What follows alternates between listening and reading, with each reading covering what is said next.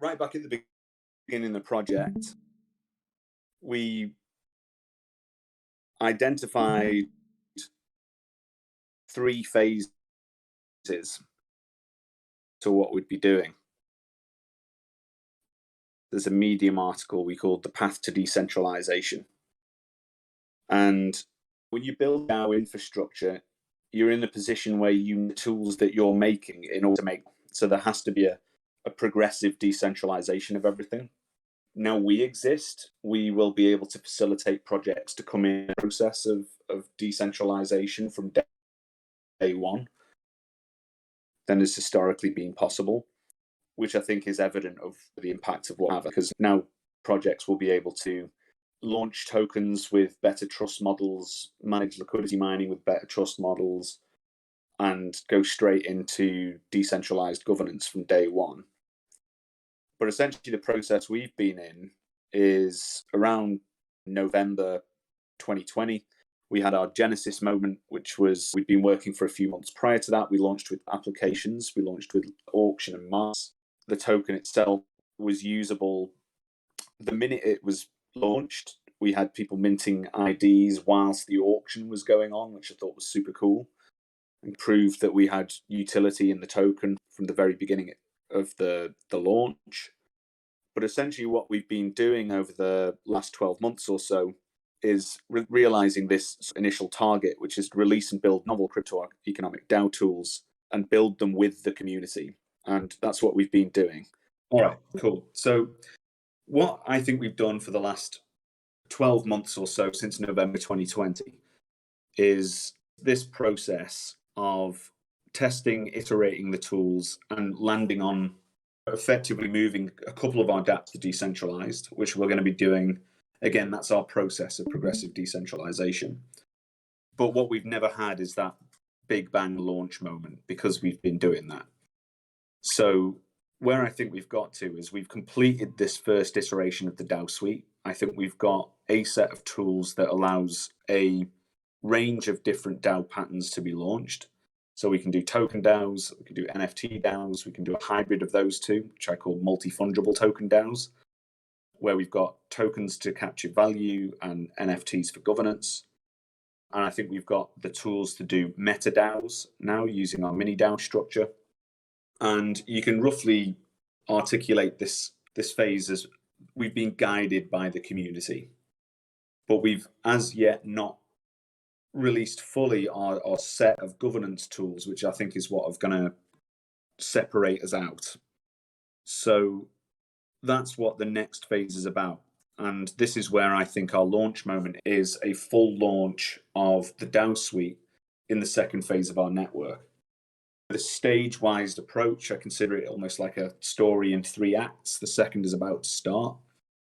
And with that, we will launch our governance framework, and that provides the tools and the processes to be able to hand over not just the management of the tools that we've built, but the creation of new ones, and essentially pass over the means for the community to be able to start taking the reins of the project in totality. So in this phase, it's going to be all about our governance systems. It's going to be about social coordination. We're building decentralized coordination games. And I think we've got, really interesting approaches to doing that. The next sort of part of that, and that will give us the means to rapidly expand our community of decentralized workers. And so that's a huge goal for us this year. I want us to be able to be capitalized well enough and also set up well enough to be able to on-ramp a huge amount of people into the DAO who will act as workers. I think we'll be able to find processes that are almost like this kind of governance mining idea. I've seen it being called, but I think what we've just done with the bank airdrop, which is build out a consensus-driven system for streaming tokens for essentially arbitrary buckets of work, I think is going to be really disruptive. And that will give us the tools to be able to bring on huge chunks of people to do productive work for the DAO. So that's a huge target for this year and this phase. I want us to start thinking considerably about scaling multi-chain. I see us as a blockchain agnostic project and ecosystem. So I expect our tools to start transitioning over to other chains. We've stepped into that. We made the mistake of going to Binance Smart Chain first, but I think we can have a really reasoned discussion around that. But there is cost to the development of doing that.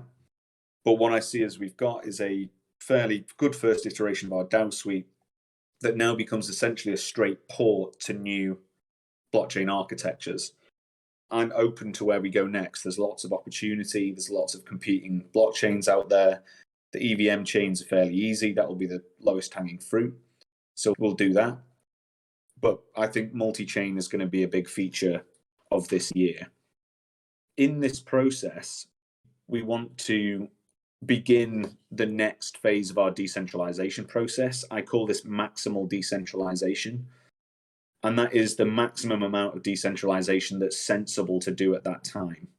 So this is a kind of value that puts us on making sure that we're as decentralized as possible without exposing systemic risk to the users and to the project. So that's what I call maximal decentralization, as decentralized as sensible. So that will continue to happen, and that will link to the governance framework. That's how the governance and our tools allow us to decentralize, and we will be able to facilitate that with other projects. The other sort of major component of what I see us doing is to launch other DAOs and showcase what DAOs can do. So people don't have those building blocks of what DAOs can do yet. So we are going to need to show the world. And I'm thinking that we are going to build a cohort of DAOs and show people how it can be done with extremely good partners, with people who are going to do good stuff. I see this as a kind of curation process where we'll make reasoned judgments about who we should partner with. And the utility of that is it showcases not just our tools, but DAO generally. And we were guided by the community. By the end of this phase, we are led by the community. Just checking in. Has anyone got any questions about that? Thoughts or comments? Can you still hear me? Excellent. So this is a kind of very open session. So if anyone wants to, if you drop any comments in the general, for example, Matt can relay them to me. But yeah, do interrupt me if you want me to go into any of these deeper. So that's the second, and where are we going after that? So the third phase of the kind of decentralization journey, if you like, is we're heading towards being a fully decentralized DAO launch platform. And that means that we essentially become a DAO that launches DAOs, and anyone can do it. There's essentially no intermediation by anyone. I see the final phase of the project is that anyone could come in, use any of our tools. We've made it exceptionally easy for people to do. And that's how we get to 1,000 DAOs a day, because essentially anyone can come to pay whatever token-based fee is necessary to do it, to become part of the ecosystem. There may be some governance, some curation by the DAO itself. But ultimately, I'd like to see our tools being used in the same way that people launch a Uniswap pool, people will launch a DAO. By this point, there will be no identifiable control, and the locus of control will be on the community. At the moment, we have a kind of veto-like system. Some management keys are used to essentially take the signal from the votes and change the parameters of our dApps. But by this point, we want those management keys to be gone, and we essentially then become a fully decentralized system.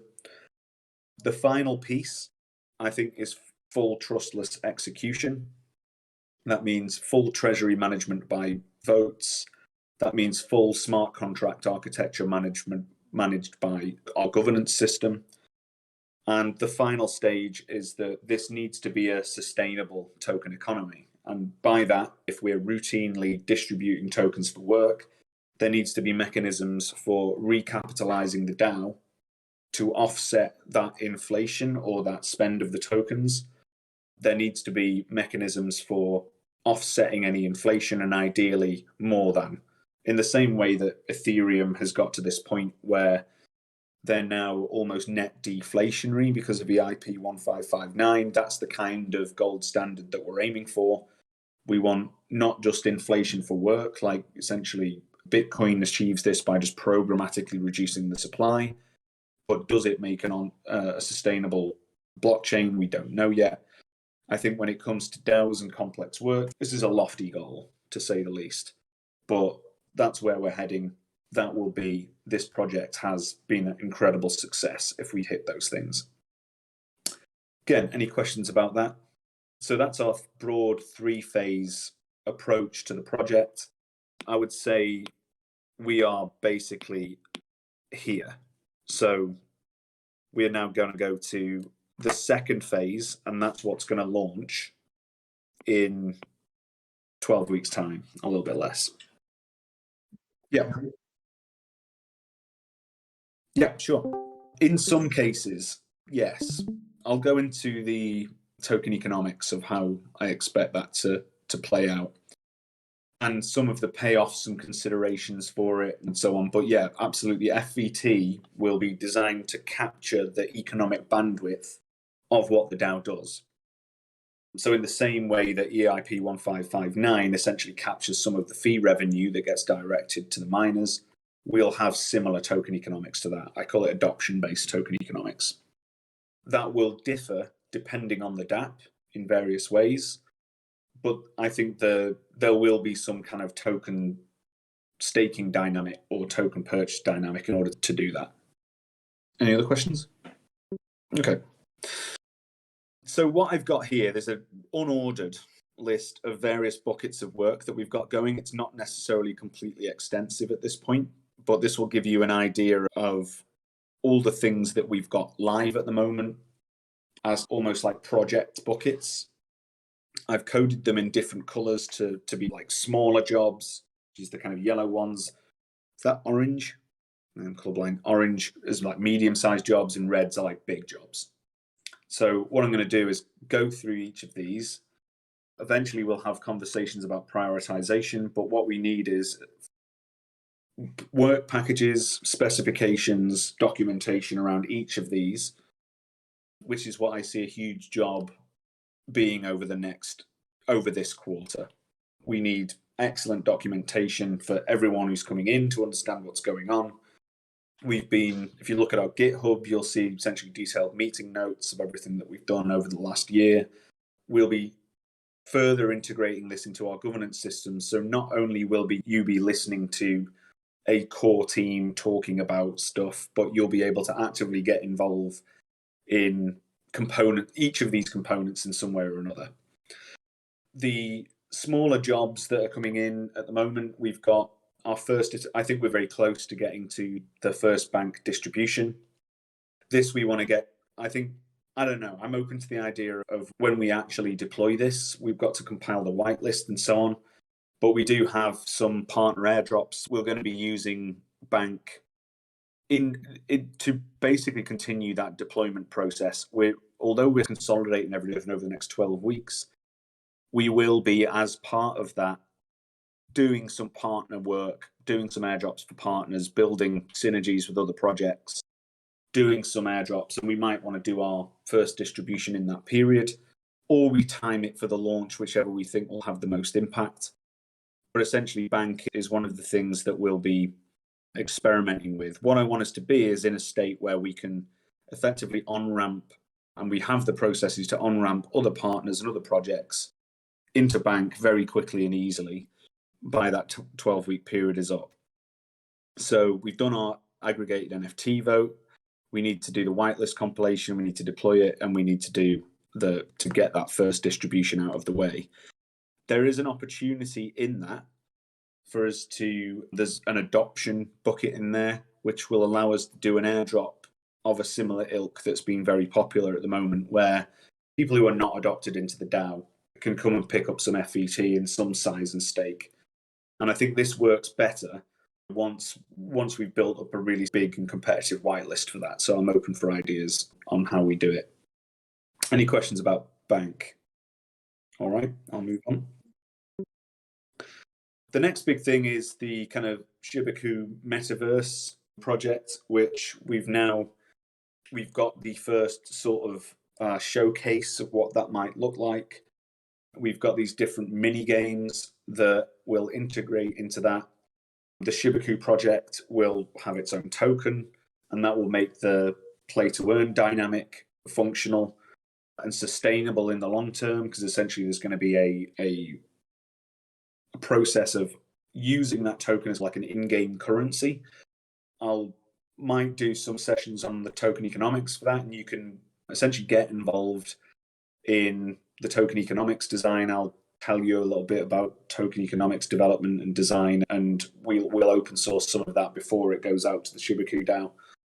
We've got this idea of minting parties, and I think this is an interesting mechanism that will ultimately move into our mint platform generally. If we really crack these mint events, Chris has just done absolutely incredible work on setting that DAO up and building a community there.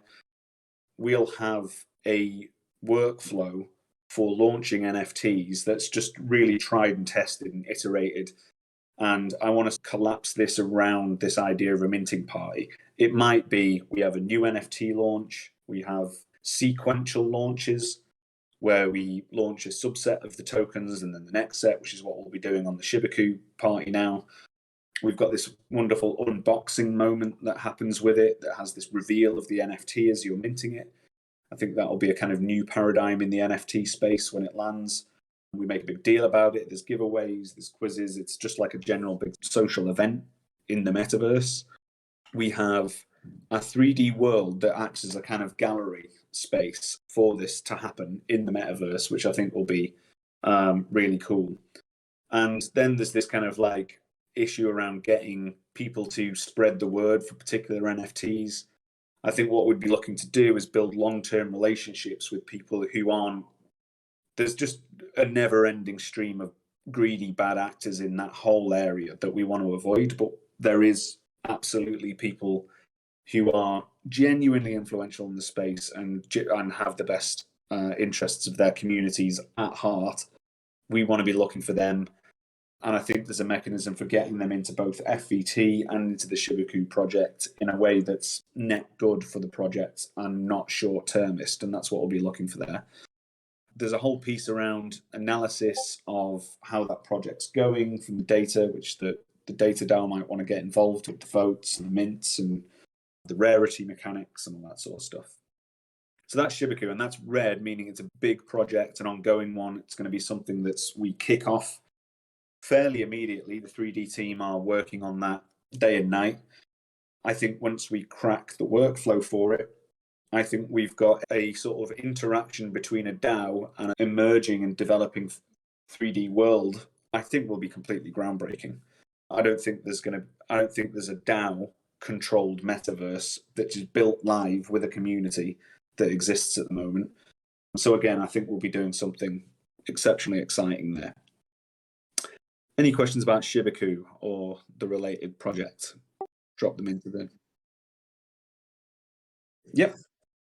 Oh, it was an idea that sparked off of that from the minting, but for the Shibaku, I'll give the feedback there that it was an excellent mint party. I think there's many lessons that could be learned from that from the team, and I think there are about consumer really participation, and the lessons from Shibaku are excellent. I super support that project. So I apologize for the interruption. No, please do. And yeah, no, I liked it too. And I think it's something that if we build a kind of routine out of it and each one gets better than the last, I think we can build something special there and turn these minting events into something really exciting. There is some issues around it with gas and stuff. If gas has gone to the moon during one of these parties, is the party cancelled? But I think we're on to something there. Next up is the next sort of iteration in our liquidity mining program. I think at the moment we should consider going to zero inflation for the next quarter. And by that, retiring markets 1.0 and yield for a period of time. We are emitting tokens into the ecosystem, into the market. We've had some interesting analysis on both of those things. And essentially this kind of like farm and dump thing going on, which always happens with these things. And the nature of the yield things means it's not a completely net zero for the project, which it mostly is in other liquidity mining games, because we're essentially generating protocol-owned liquidity for it. But I think the way that becomes more successful is if there's more players in that game. The more players in the game, the more fees we collect, the more liquidity we generate, and the more attention we drive to the project. So my feeling is that we should consolidate that and come out with a big bang V2 liquidity mining program at the launch date of our sort of when we go out. And that will include the launch of the Tycoon pool, relaunch of the basic pool, and essentially what that will be. And I've been thinking about this. I'm watching the launch happen on, I think it's tomorrow, where there's 65% of the tokens unlocked to pre-sale investors. The community get 5%. And it's just unfair. They're even calling it a fair launch, and it's not a fair launch. And I actually think we've got a fair launch system now, where pre-sale investors are transparently vested over a period of time, and there's no way that they can get out of it. There's no way that anyone can disrupt it because it's a zero management key system. But you can imagine a launch with vested participants. There's an initial liquidity event with the auction system, and then immediately there is a staking system with Bank and a liquidity mining program with Yield. And that whole package, the token economics, which unfortunately we couldn't use ourselves because we hadn't built it yet, but other DAOs will be able to launch with that pattern. So what I want to do is showcase that on this initial launch, and then we sort of drag in other partners to do that. So we need to figure out what those initial launch parameters are. I think we can do votes on it. I think I can do some token economics sessions on it, so we can vote on that. And I think an important piece there is we need those other participants. And essentially, I think Yield is a competitor to the Olympus Pro, Olympus DAO model, which is actually more sustainable over time. As I predicted, that whole thing's kind of collapsed. I think this model has the potential to be more long-term sustainable if we actively manage the emission rates of it, which we didn't really do. We've had it on this same pulse parameter. Everyone's been happy because it's people, the miners there are getting their sort of free money. But I think we've got to start thinking like a DAO and do some analysis on how many of those tokens are making it to the market. The way to look at that is the DAO is paying for liquidity. Do we need more liquidity? If we don't, we should turn it off. I think actually we've proved it works, but we've got a sufficiently liquid market for at the moment. So I think a revamp of Yield and a relaunch of Yield is one of the tentpole things we can do at the launch of the second phase of the network. Any questions about that? Okie doke. I'll head on, dive in if you want to ask any questions before I go on to the next one. All right. One of the major things, and this is again a big bucket that I think will keep us exceptionally busy for the next 12 weeks, but we'd like to have Influence 2.0 ready for the beginning of the second phase of the network. This will be intrinsically linked to our governance framework. It will have a new look and feel. It will have new features, which we were talking about in Tuesday, I think. Again, we want the community involved in the direction and the product design of that. I think generally we want the DAO to feel like it's part of this product design moment with us. So we're in this product design moment. We want to be building case study workflows. So we want to be working with people like the Stoner Cats and finding out what they want from the system and see if it's achievable and alignable with what we've got planned.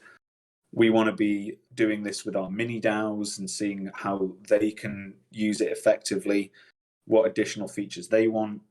We want to be testing out the whitelisting functionality of it so we can break down mini DAOs out of it and maybe mini DAOs or DAOs within DAOs and so on. And I think this is just an exceptionally powerful tool, and we want to be building exemplars of why it's important. The aggregator piece is something that Al was suggesting, which is that we build our appropriate APIs so we can integrate with things like Boardroom and Messari Governor and so on. We've got some work to do on that side. I think that we can have all that done in this phase of development. So all the proposals that happen on the platform linked to things like DeepDAO and these various other aggregators, and we can make sure that the sort of data that this produces is easily parsable by the community.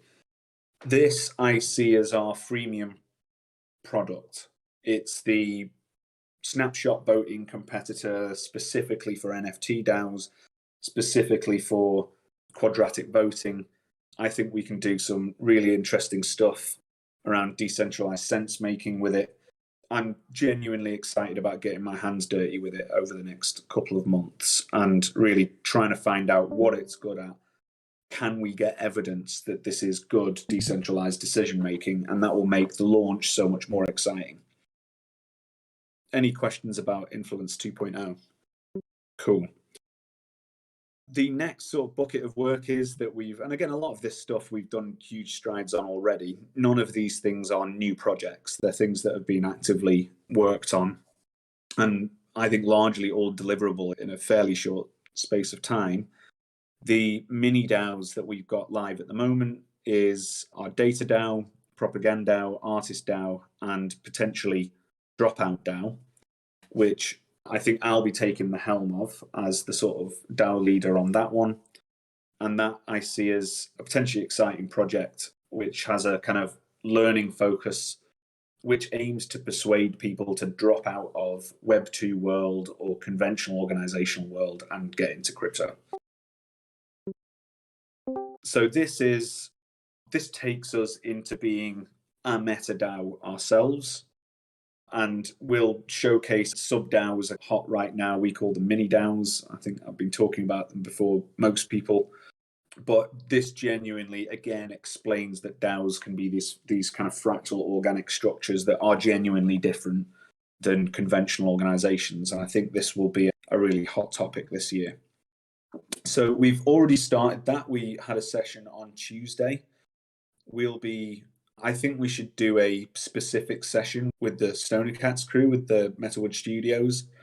So anytime you want, Al, let's arrange that. I think myself and Naomi will come along and we can talk about your targets and goals, and that will influence the product design. We'll tell you about the new features we're planning. And yeah, you have a real potential to influence the direction of that project. So let's do it whenever you want next week. We'll find a time that aligns. All right. So that's our mini DAOs. Like I said, the big piece that will be progressively rolled out and demonstrated throughout this year is our governance bucket. This is the kind of the passion piece for me. This is where I think this is what got me into the game. I think decentralized governance has the most potential impact.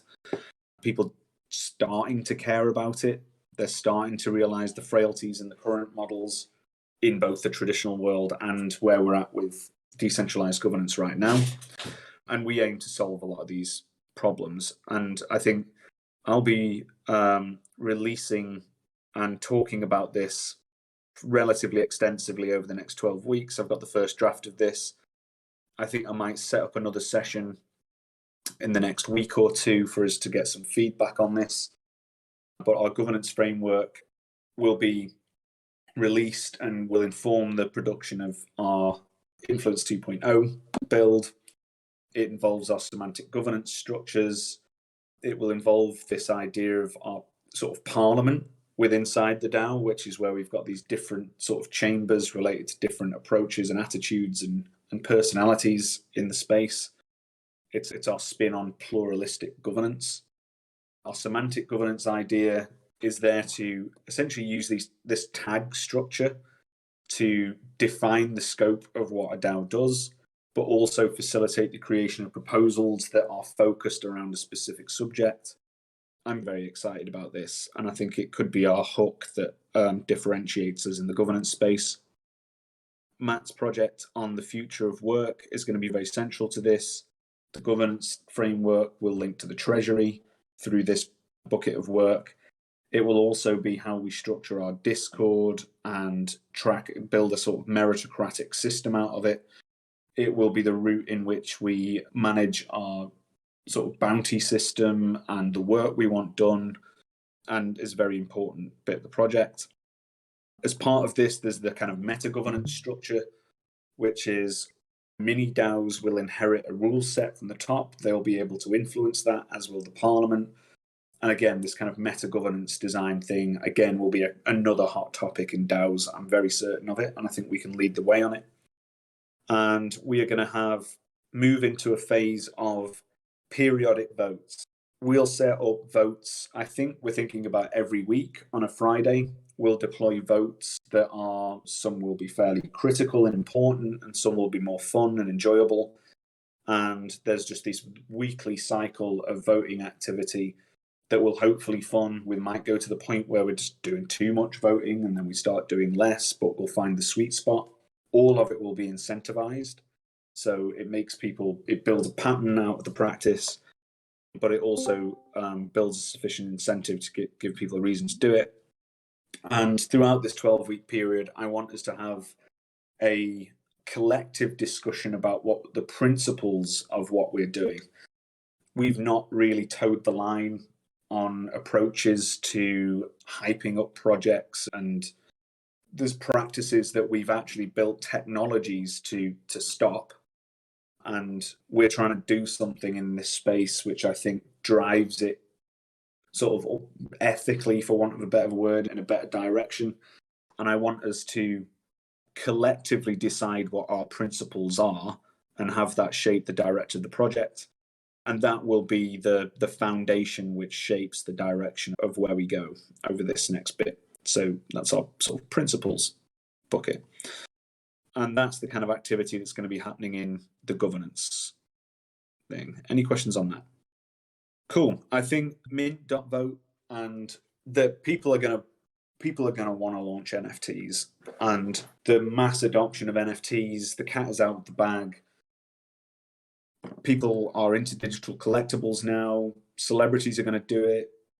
Major properties are going to do it. Major intellectual properties. That Hollywood are going to come in. I think we have genuinely got a system which does this better than what anyone else has got. I'm fairly convinced of it. So I can see Mint turning into a kind of NFT launchpad. And this is a good example of where the fee mechanism comes in with FVT. That will permissionlessly take fees out of each mint on the back end, which means that people will be able to launch NFTs. Essentially, it'll be a kind of, you launch that we, as a DAO, facilitate that launch. We will take a percentage of the raise, and that will be captured by FET fees. And so we want to have launches happening in our minting parties. We can do them as frequently as we can build the process around it. And that's the kind of bucket there. I think we'll do 1 or 2 or 3 more ourselves, really dial that in. And then we need a process for just funneling everyone into that sort of launch pad. Do interrupt me if you've got any questions. The next bit, which actually is a kind of huge project, which is the kind of education bucket. Shortly after this, maybe starting in February, I'll be running a kind of 6-week mini course, which is a kind of precursor to this, where we'll test out the desire for this course, whether it's going to be useful to the DAO or not. I don't want to commit to a 12-month master's course, a master's of research course, that doesn't have a sufficient interest or desire across the space for doing it. I don't know what the demand for a unaccredited master's course in the space is going to be. I don't know what the business model is going to be for it. Do we charge people for it? Is it completely free? Is it going to be valuable to everyone? Can I do it without killing myself? All of these things we're going to figure out in that 6-week period. But that I will commit to. There's going to be 6 units in it. Each week of the program will be essentially an intro to each of those units.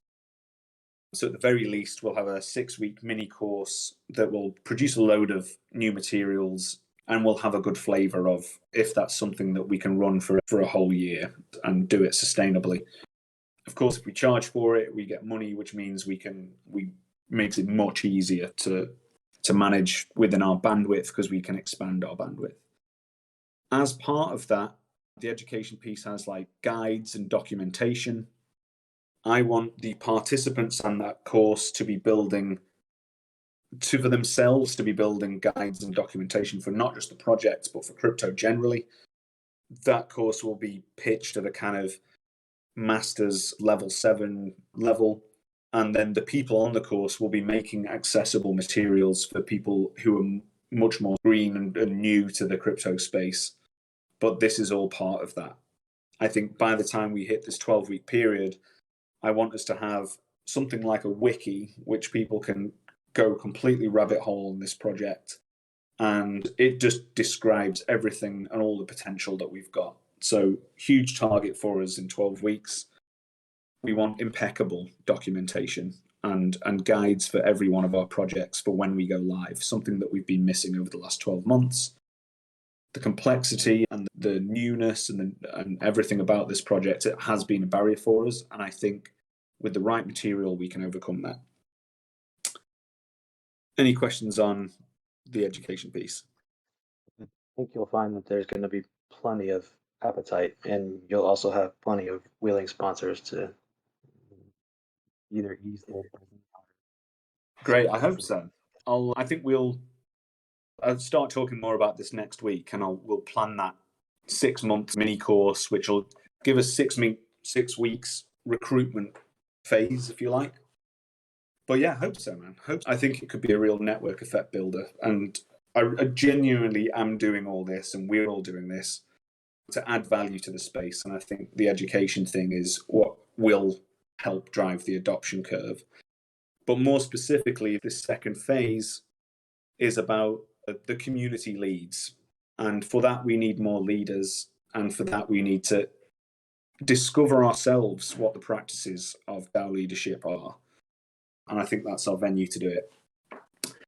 The program, I think, is shaping up nicely. Matt's done incredible work on that. And I think we're dialing in this process of it's a repeated motif. So the same things happen in the same slots every week. So we get our heads around it.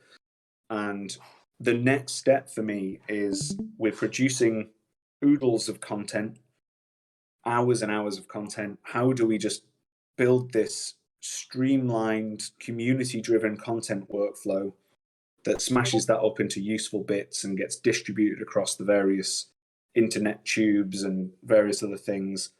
And I think and then as part of that, we've got this kind of newsletter, which I think once we land it, will have a weekly dynamic to it and gives everyone who's holding FVT an update of what's going on.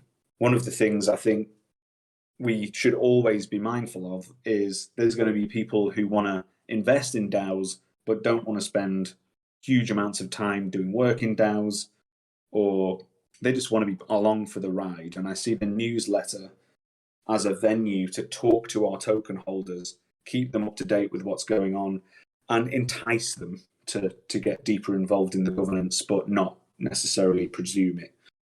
So that, I think, we can hopefully crack within this quarter as well, because I see this launch moment is when that should be hopefully where we open the door to a lot of new users and a lot of new token holders. Any questions on that? That makes sense?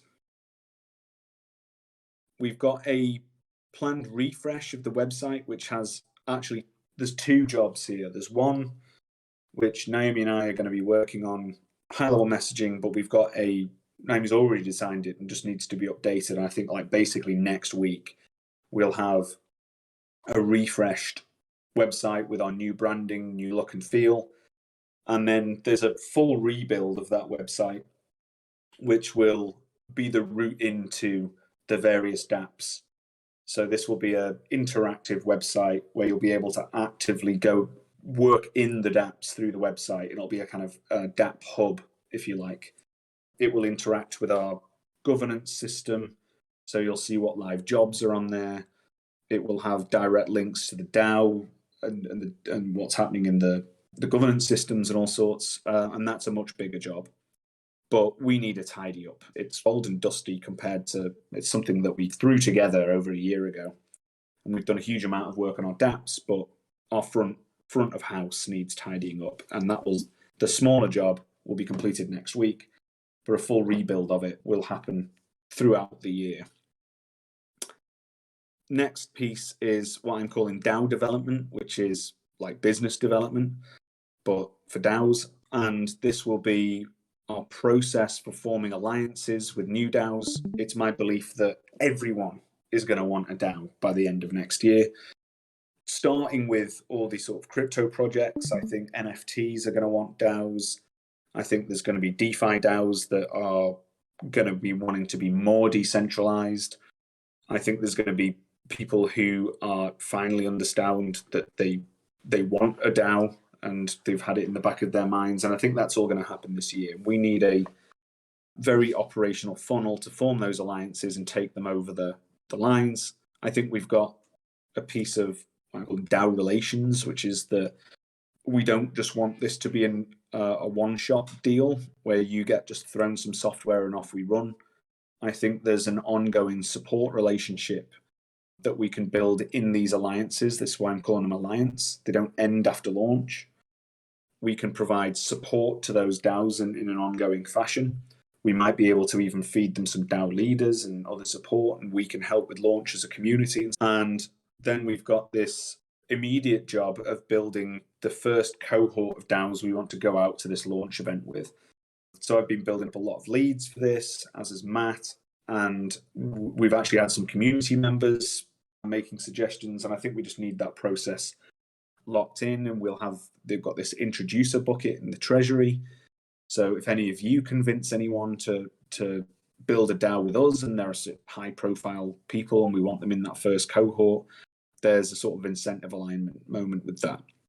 So this is where what I hated in the first sort of phases of this project was this really vacuous partnership thing, which is just no one had any intentions of partnering on anything or collaborating on anything.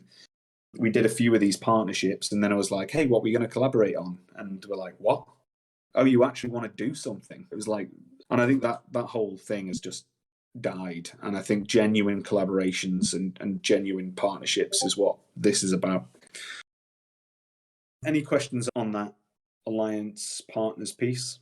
Nick, do you see a role for kind of a consulting team that can help people with best practices on community, best practices on like smart contracts? Yes. This is what this DAO relations bit is. I think there's an ongoing support process. This is a big, huge part of the leadership piece. If we crack this leadership bit, I'd love us to branch the education piece into a more of a development orientated piece where we can build in auditing dynamics and training people up to be developers, attracting Web 2 devs to jump out and get into Web 3. I think you could probably upskill a really competent full stack dev from Web 2 into Solidity in about 6 weeks. And that, for me, the bottleneck is talent in the space. So yeah, I think there's a huge potential for that kind of consultancy piece, and I do anticipate that's something that it's a kind of DAO as a service kind of thing that we could move into eventually. I think it starts fairly light, and yeah, absolutely, I 100% think that'll be a thing. I'm working on the next version of our white paper. I'd love more contributors to that. The first one was written by me. I want this one to be written by the DAO. So I'll be perhaps running some of these writing workshops on that, doing it live with people, talking about the potential framework from it.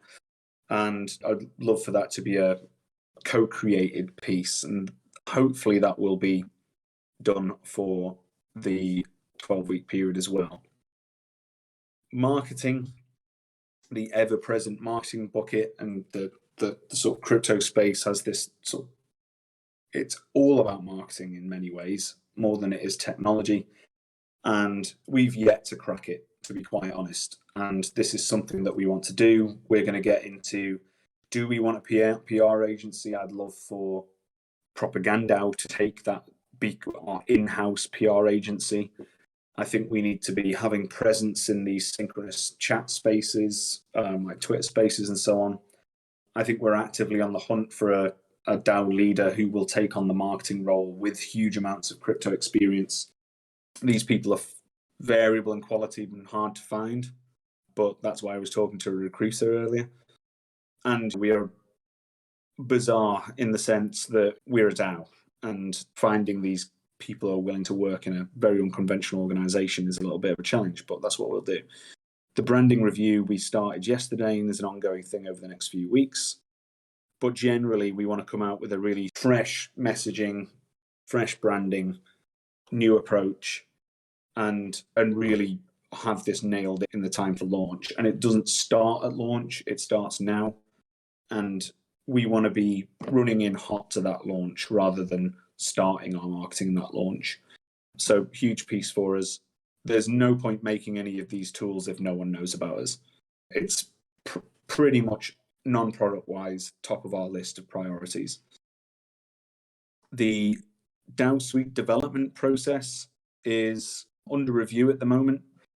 We work with a brilliant decentralized development team that is in the sort of around a team of 10 there, and we're just in this process of, we don't want to fall into conventional Web 2 development, agile style Scrum type processes, because ultimately it needs to fall into and connect to our governance system.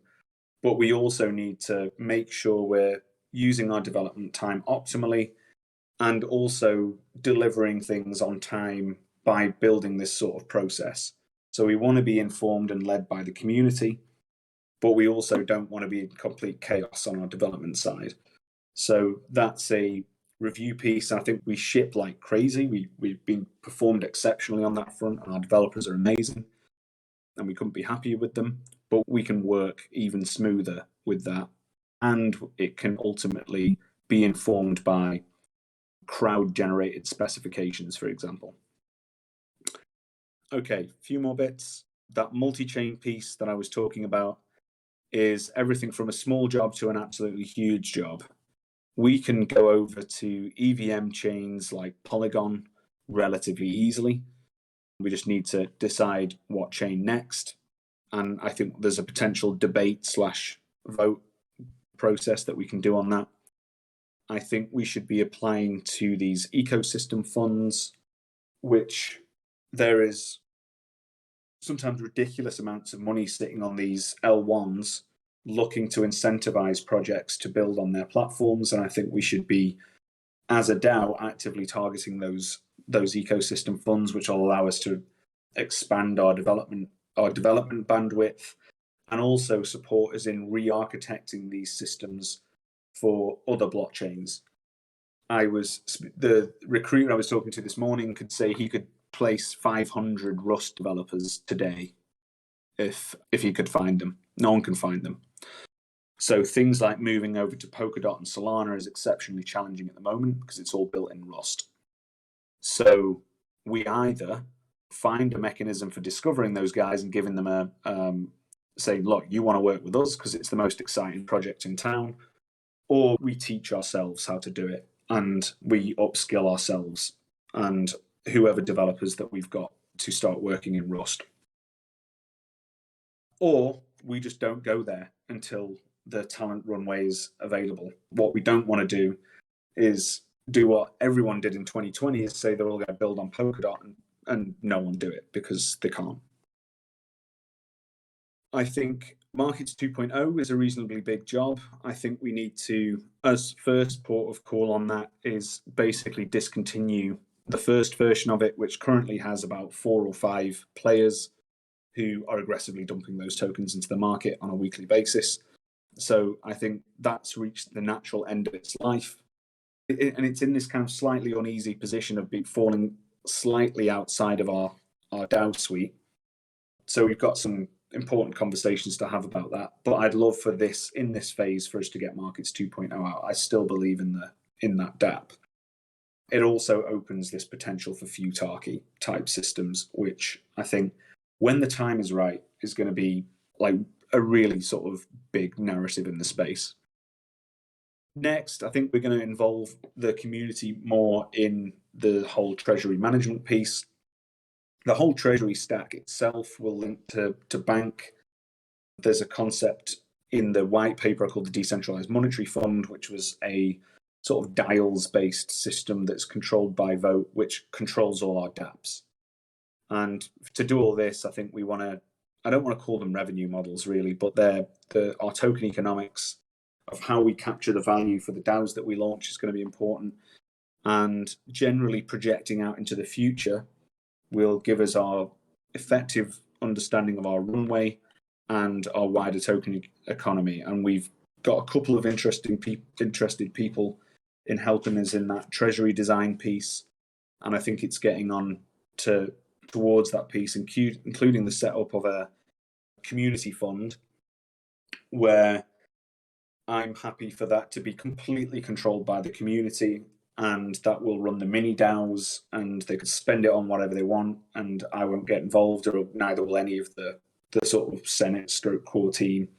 And yeah, I think we can do some interesting stuff on the treasury management side. Finally, this is slightly out of sequence, but we've got as part of our token launch system, auction.vote, I'd love to get to. We launched our own token with it. It needs a refresh and retesting, and we should start playing with launching fungible tokens with it. I think we could do that fairly soon. We might do it for Shibaku. And then we've actually got a contract dynamic auction system for NFTs. It's fully permissionless auction system for one-of-one NFTs, which we've got the contract for, but we need to build the product for. And I think that it can integrate with our 3D auction house and all sorts of stuff. That's pretty much the major buckets of work that I could think of. Does anyone think I've missed anything, or does anyone have any questions about that? Does it sound good? Yes. So I think we've got to decide on the nature of that vote. There's a couple of approaches. One is to bundle this whole thing into a proposal, which is, the first is that we launch go to zero inflation and essentially repackage and launch our second phase with a big bang. And we could just vote yes, no on that. Or we could take them individually and say, should we retire market? Should we retire yield for a short period of time? And then break it down a little bit further. We could even do quadratic votes on it. So I think we just need to design the vote. Maybe we can talk about that in the morning tomorrow, but I'd like to get that vote out tomorrow and make a relatively quick decision on it. We can move on and get things moving.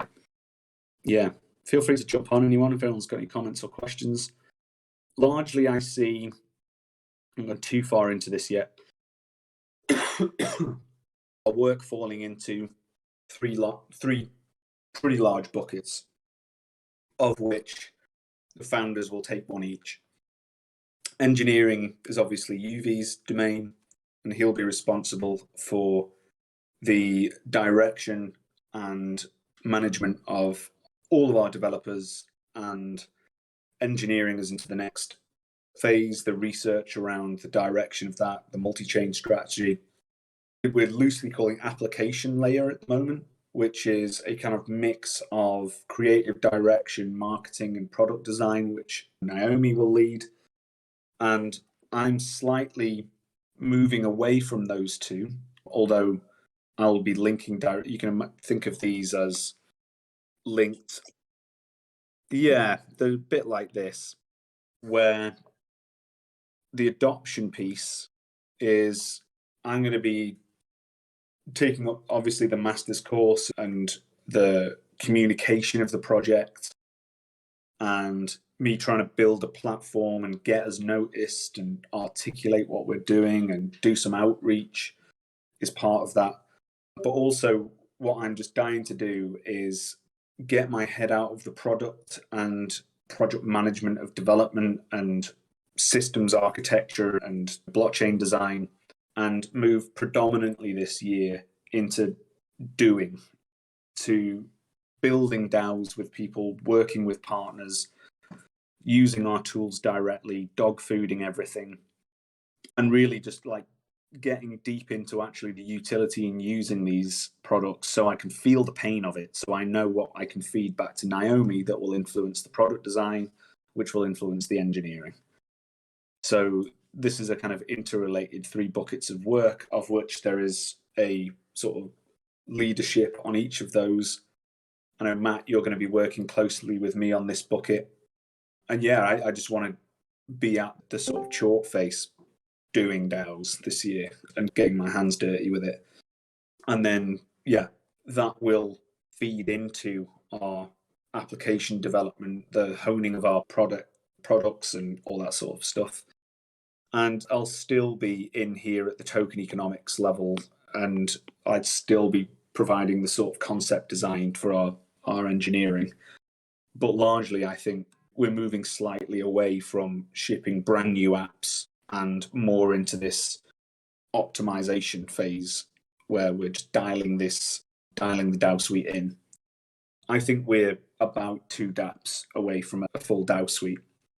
And after that, we're starting to get into detail or responding to new and emerging features of the space. Yeah, I'm sure things will emerge when we get into the nitty-gritty of managing people. There's things like scheduling and managing workflows, particularly in that future of work bucket and all that sort of stuff, that I think will throw up new opportunities for new products. And yeah, and if we do, I think that will be we'll go through the governance system and we'll build specs for it first and all that sort of stuff. But yeah, I absolutely believe that it's like I think like Chris was saying, the Google Apps thing, everyone uses essentially slides, docs, and sheets, and there'll be like 3 things that end up as the core dApps. And then there'll be other ones that have more edge case like utility.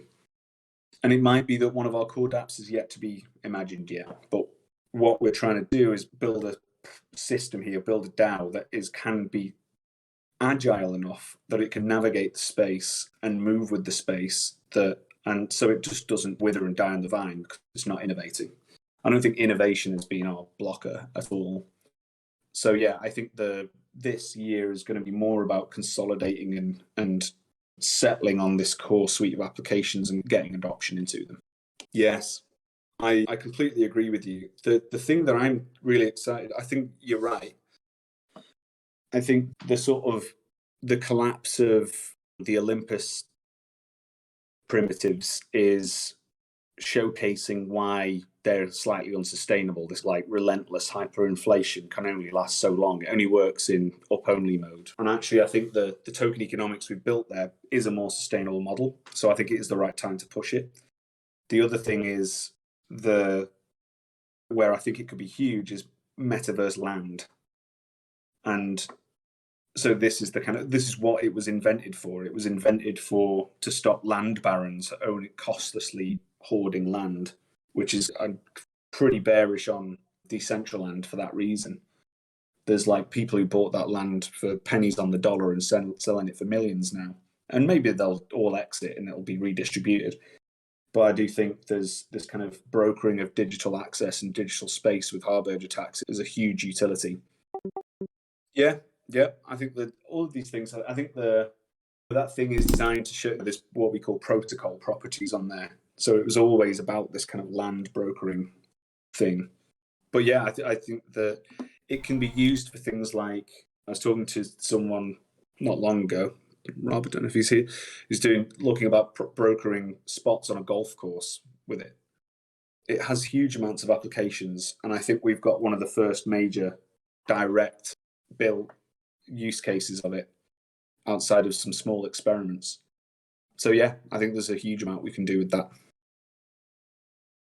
I also, Al, you're right about the taking markets to side chains and roll-ups, and I think once we've got the markets 2.0, and we build a workflow about taking it to new chains, I think we can aggressively expand across the multi-chain space with it and curate the tokens that live on those spaces with that app. And essentially, Markets becomes a curated list of what are the best tokens on each of those chains, driven by this prediction dynamic. The blocker, obviously, at the moment on Ethereum is it costs $200 to vote on it at the moment. So Ethereum just does not work for those kind of dApps anymore. But it's a great opportunity for us to get over to the roll-ups with it, and I'm very excited about exploring those spaces. I've maybe got time for one or two more questions, now I need to run off. But has anyone got any others? I have a good positive question. What are you looking forward to most out of the keynote roadmap you just gave us? What is your favorite? What's your passionate piece that you really want to dig into? Good question. I'm excited about so much of this stuff, but I'm excited about experimenting with influence and our governance tools with in the wild. We've got these things now. We've got a toolbox that I'm super excited about using, and this is why I'm essentially pivoting my role, if you like, into this adoption space where I want to go and get my hands dirty with it, because I'm excited about being one of the first to use this stuff. So I'm super excited about discovering what quadratic voting can do across a range of use cases. I'm excited about applying it to education. I'm excited about discovering if we can use it for sense making and fact checking and all this kind of stuff. So using influence in the wild is the answer to that question, I think. But I'm genuinely excited about it. There's nothing in this bucket that I'm not excited about. But that's probably top of the list. Excellent, thank you. I'm excited to dig with you. Excellent. Nice. All right. Obviously, this is an ongoing thing. We're going to be talking about this relentlessly from now on. So there's going to be plenty of opportunity to talk about this. But that's what's going to be happening throughout this year. I'm excited about it. Good to have you all here. I think it's going to be a fun ride.